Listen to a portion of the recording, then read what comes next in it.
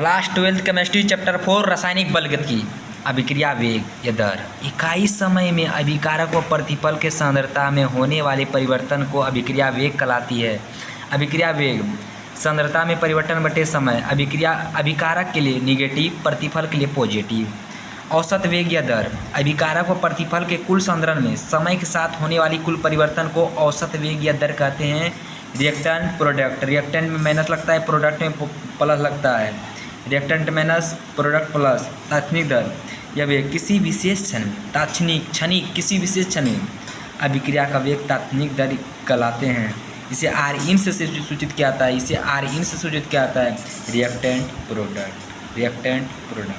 Reactant minus product positive. खत्म कहानी। अभिक्रिया दर या वेग को प्रभावित करने वाला कारक अभिक्रिया की सांद्रता। अभिकारक के सांद्रण में होने से कभी कभी अभिकारकों की सांद्रता अभिकारक के सांद्रण में वृद्धि होने से कभी कभी अभिक्रिया दर में वृद्धि हो जाती है।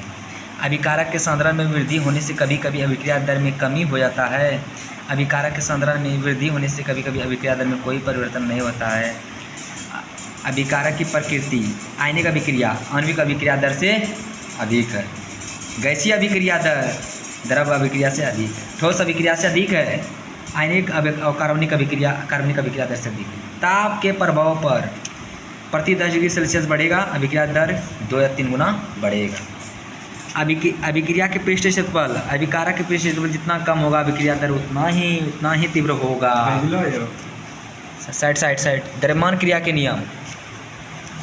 इस नियम के अनुसार एक नियत ताप पर अभिक्रिया वेग या दर अभिक्रिया के सक्रिय मात्राओं के गुणनफल के समानुपाती होते हैं।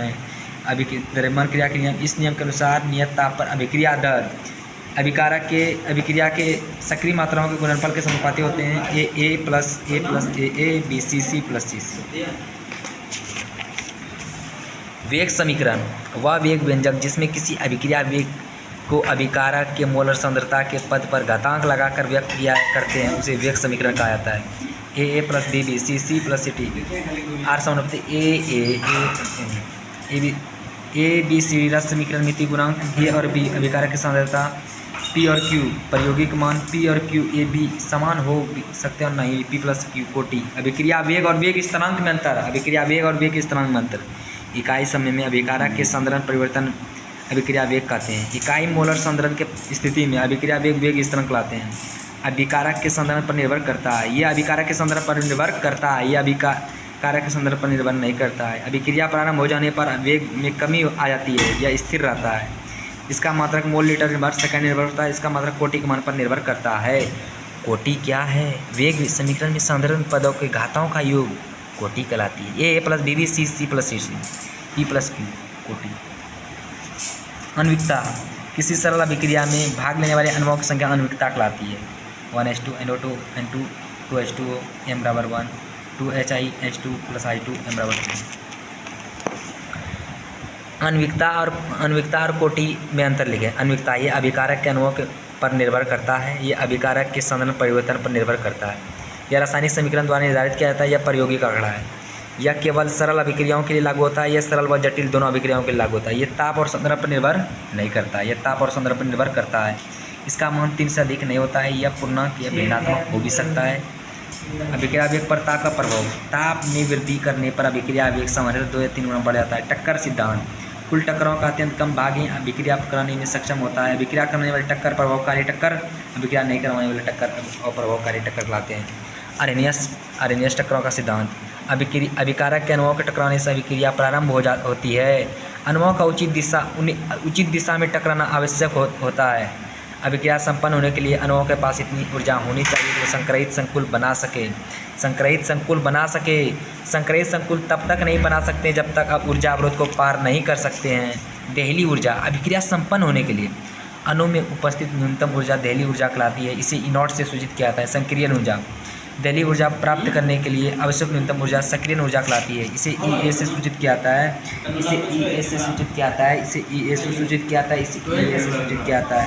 ऊर्जा अवरोध वह न्यूनतम ऊर्जा जिसे पार करने पर उत्पाद बनता है उसे ऊर्जा अवरोध कहा जाता है। आर्हेनियस समीकरण। आर्हेनियस नामक वैज्ञानिक ने वेग स्थिरांक और ताप के मध्य एक संबंध स्थापित किया जिसे आर्हेनियस समीकरण कहा जाता है। आर्हेनियस के समानुपाती E माइनस ए अपन आर टी, के ई बराबर ई ए माइनस ई माइनस ई ए बटे आर टी, लॉग 10 K2 बटे K1 ई ए बटे 2.303 T2 माइनस T1। अभिक्रिया के वेग पर ताप का क्या प्रभाव पड़ता है? ताप बढ़ा देने पर अभिकारक अणुओं का टक्कर आवृत्ति में वृद्धि हो जाती है, जिससे अभिक्रिया वेग भी बढ़ जाता है। 10 डिग्री सेल्सियस बढ़ाने पर अभिक्रिया वेग 2 गुना या 3 गुना बढ़ जाता है। औसत वेग किसी रासायनिक अभिक्रिया में अभिकारक व उत्पाद के संदर्भ में समय के साथ होने वाले कुल परिवर्तन औसत वेग कहलाते हैं। इसे RAV से सूचित किया जाता है। तात्क्षणिक वेग किसी विशेष क्षण में अभिक्रिया वेग तात्क्षणिक वेग कहते हैं। इसे RIN से सूचित किया जाता है। निम्न पदों को परिभाषित अभिक्रिया की कोटि, थ्रेशोल्ड ऊर्जा या दहलीय ऊर्जा। अभिक्रिया की कोटि किसी अभिक्रिया के वेग समीकरण में सांद्रण पदों के घातों का योग अभिक्रिया की कोटि कहलाती है। A plus BB CC plus DD R समान AX प्लस Y अभिक्रिया कोटि। थ्रेशोल्ड ऊर्जा दहलीय ऊर्जा, थ्रेशोल्ड ऊर्जा दहलीय ऊर्जा। अभिक्रिया संपन्न होने के लिए आवश्यक न्यूनतम ऊर्जा दहलीय ऊर्जा कहलाती है। दहलीय ऊर्जा कहलाती है, दहलीय ऊर्जा कहलाती है।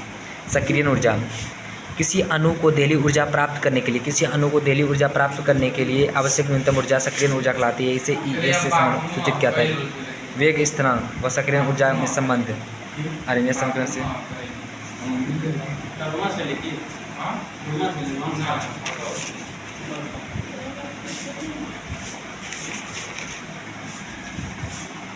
छद्म कोटि अभिक्रिया क्या है? वे रासायनिक अभिक्रिया जो किसी विशेष परिस्थिति में प्रथम कोटि अभिक्रिया के भांति व्यवहार करती है उसे छद्म प्रथम कोटि अभिक्रिया कहा जाता है। C12H22O11 plus H2O H plus C6H12O6 C6H12O6। अभिक्रिया के आणविकता से क्या समझते हैं? किसी सरल अभिक्रिया में भाग लेने वाले अणुओं की संख्या आणविकता कहलाते हैं। इसे M से सूचित किया जाता है। अभिक्रिया वेग किसी रासायनिक अभिक्रिया के अभिकारक व उत्पाद के इकाई समय में होने वाली सांद्रण परिवर्तन अभिक्रिया वेग कहलाते हैं। अभिक्रिया वेग सांद्रण परिवर्तन बटे समय, उत्पाद के लिए पॉजिटिव, अभिकारक के लिए नेगेटिव। अभिक्रिया की सांद्रता में वृद्धि करने से कभी कभी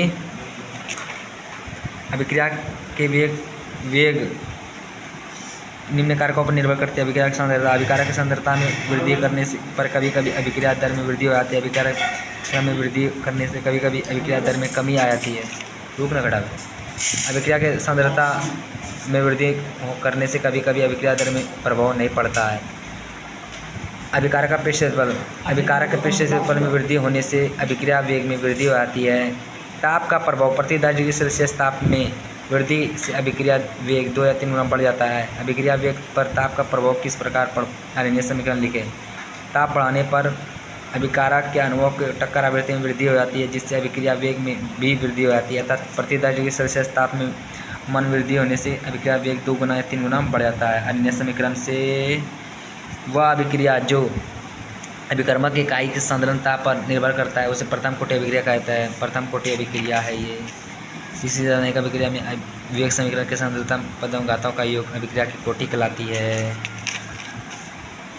वह अभिक्रिया जो अभिकर्मक के इकाई सांद्रण पर निर्भर करता है उसे प्रथम कोटि अभिक्रिया कहते हैं। शून्य कोटि अभिक्रिया वह रासायनिक अभिक्रिया जिसमें वेग या दर अभिकारक के सांद्रता पर निर्भर नहीं करती उसे शून्य कोटि अभिक्रिया कहते हैं। खत्म।